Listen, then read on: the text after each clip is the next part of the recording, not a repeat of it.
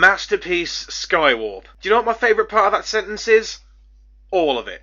Oh, yes. Check this bad boy out. This is the universe version, so it comes in this fabulous toon-accurate colour scheme, which is very pleasing to the eye, and very pleasing to the fanboy. Yes, this is Skywarp in his purest and incrediblest form. I don't need to tell you how nice this thing looks, even though I just have.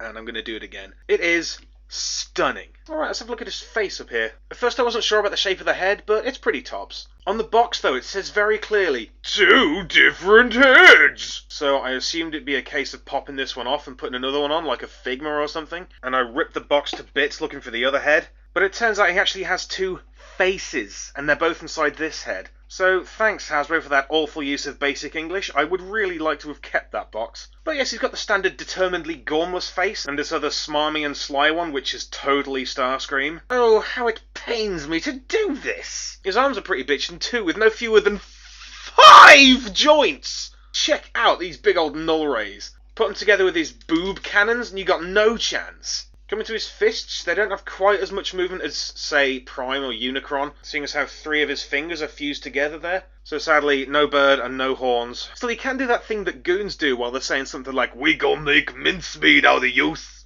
And he can go, "Loser!" Both of which seem like things that Skywarp would actually do. Also, his fingers are on ball joints, so you can give him some pretty horrific injuries. Another really nice touch on this guy is his wing flaps. They look bitchin' in his jet mode, but we'll come to that. You can fold them down, so in robot mode he has this wicked spiky tipped look. Rad. I'm not sure how I feel about this waist kibble here. You can move it backwards so it's at least out of the way, but weirdly I'm warming to it. It almost looks like a kilt. You do not mess with Grimlock, you do not mess with Putin, and you do not mess with a dude in a kilt. Still, I'm not mad keen on it even being there. If these bits had just been part of the legs, I don't think it would have been that obtrusive. But if there's a problem with this figure, it's the legs. I mean, they're in great proportion and they look cool, but they don't have much of a hip joint, so no flying kicks, I'm afraid. Also, and this is slightly more important, the feet are just useless. You can put him at any angle you want, but he will not stand on his own. I mean, you can position his waist kibble so he can lean on it if you've got a wall or something nearby, but why should you have to? So it's a damn good job that he comes with a wicked big stand. It's a hell of a job to get him onto it. This peg in here is a really snug fit, but it certainly does the trick. You also get this tiny clamp, which I've yet to find a use for. But check this, even Skywarp knows everything looks better in impact.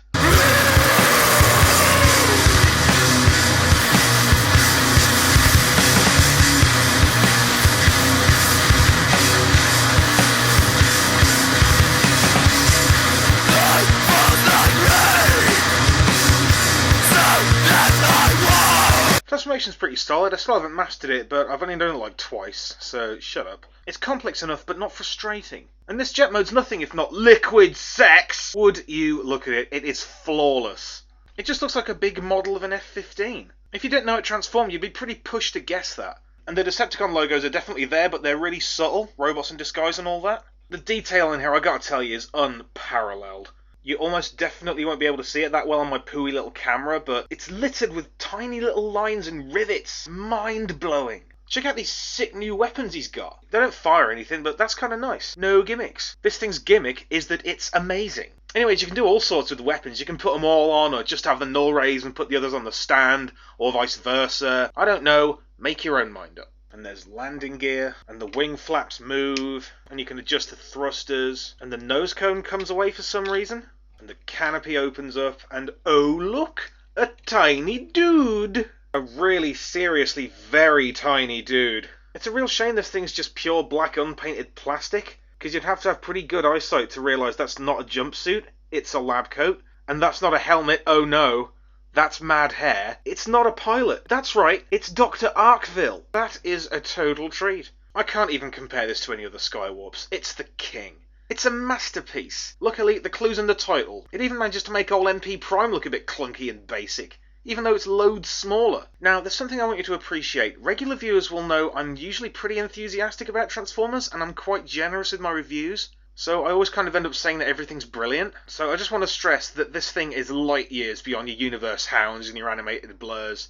This is the next level. This is a Transformer in overdrive. This is freaking Super Saiyan. And I sincerely mean it. when I say that Masterpiece Skywarp makes all my dreams come true. That's right, I do. Now stop kissing my ass and get back in the kitchen like a good bitch. So massive, unbridled, colossal thanks to Shiado for hooking me up with this thing. Peace on earth, goodwill to all men, and to all, a very sexually charged holiday season.